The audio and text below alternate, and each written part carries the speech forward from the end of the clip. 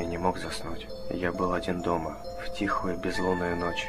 Я ворочался, пытался найти удобное положение, но все равно мне было неспокойно. Что-то сегодня ночью было не так. Я ворочался и ворочался, пока наконец не нашел удобное положение. Я закрыл глаза, но не почувствовал большой разницы. В комнате было и так слишком темно, чтобы увидеть хоть что-то. Я лежал тихо и неподвижно, тело расслабилось, и разум затуманился, и я наконец был готов к необходимому мне отдыху. А вдруг тишина была нарушена. Мои глаза широко открылись, а в голову сразу полезли страшные мысли. Почти без всяких сомнений, это был звук удара кулака по стеклу. Но нет, это не может быть. А зачем кому-то будить незнакомого человека у него дома? Подумай логически. Если кто-то хочет вломиться, то зачем ему стучать в окно? Они просто разбили бы окно, вломились в дом и наделали много шума. Либо пытались бы вести себя как можно тише. Зачем стучать? Монстров не существует. Я немного успокоил себя и мог бы просто посмотреть в окно, но я отвернулся в другую сторону. Я слишком напуган, чтобы повернуть голову, боясь увидеть свой самый большой страх за окном. И все же, что это может быть? Может быть, пара птиц ударились мне в окно? Это слишком неправдоподобно.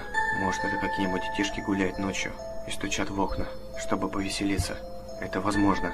Давай еще подумаем. Может, это все мое воображение? Может быть, я услышал обычный скрип в доме, и моя паранойя превратила его в стук?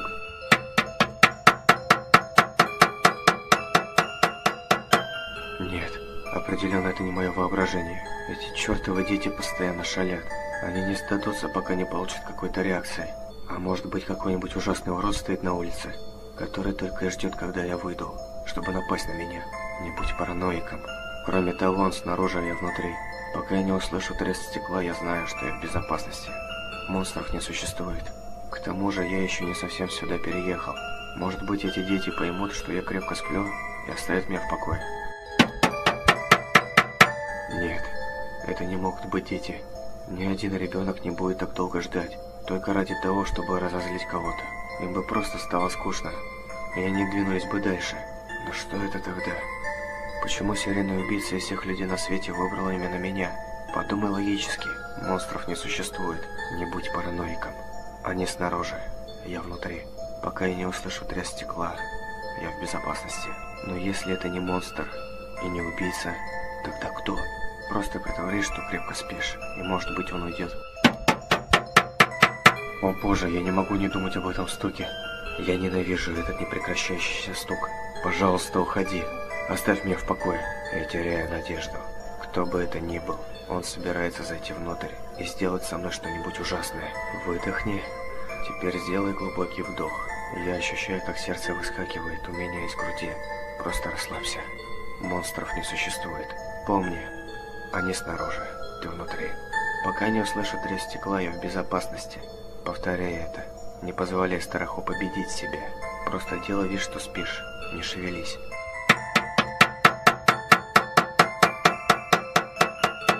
Помни, они снаружи, ты внутри. Пока я не услышу треск стекла, я в безопасности. Монстров не существует. Просто делай вид, что спишь. И молись, чтобы это закончилось. Пока не услышу треск стекла, я в безопасности. Слезы начинают стекать по моему лицу. Монстров не существует. Монстров не существует. Они снаружи, я внутри. Пока я не услышу треск стекла, я в безопасности. Я больше не могу это выносить. Я сойду с ума, слушая этот стук. В конце концов, если я посмотрю, кто там, я успокоюсь, сделаю глубокий вдох и повторяю себе еще раз. Они снаружи, я внутри. Пока я не услышу треск стекла, я в безопасности. Я делаю еще несколько вдохов. Мое сердце стучит с такой силой, что готово вырваться из груди. Я медленно поворачиваю голову к окну.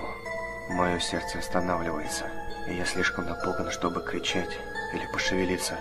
Я повернулся к окну и увидел бледную фигуру со светящимися глазами. Run.